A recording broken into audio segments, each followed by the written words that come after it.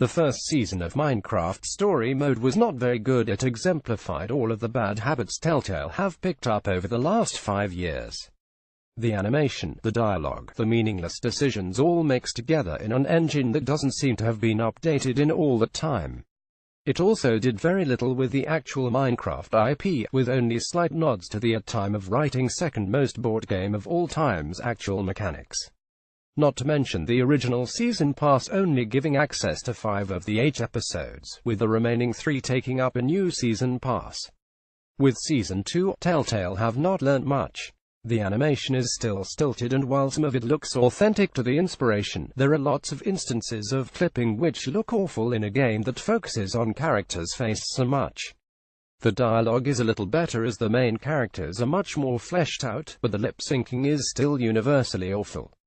The big problem I think that dialogue has is it's been written for kids by people famous for the dark, adult stories. That isn't to say nothing has improved. The decisions feel a little more important, and it's been obvious that some of the decisions have changed my story. I doubt this will mean I get drastically different endings, but no Telltale game has ever really done multiple endings that were affected by previous episodes' decisions. The decisions this season have been very focused on the characters, who after the events of the first season are all seeking Jesse's approval.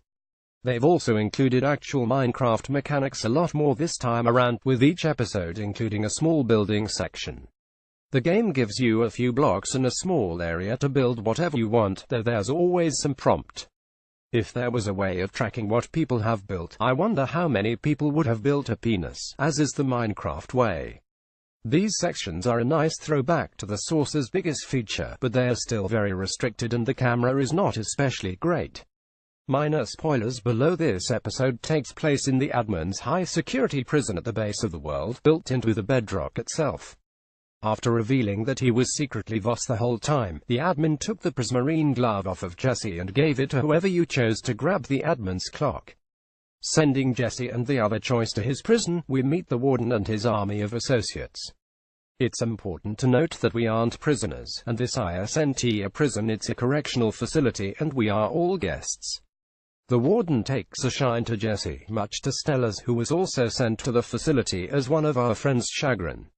Luna the llama also joins her owner, remaining as the Reuben replacement for this season.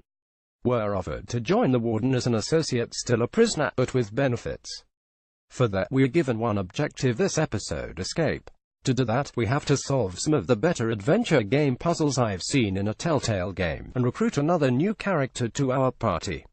Episode 3 was somewhat of an improvement over the first 2 episodes, with slightly darker themes seeping into this child-friendly story. Also notably absent were the 2 YouTube characters, with the significantly worse audio and poor acting destroying any sense of fan service. In the place, we got a rather charming Bob Ross knockoff in a few moments that were rather funny. The improvements did little to remedy the poor performance and animation inherent with the Telltale engine, and I suspect I will be complaining about them until they do a complete rewrite.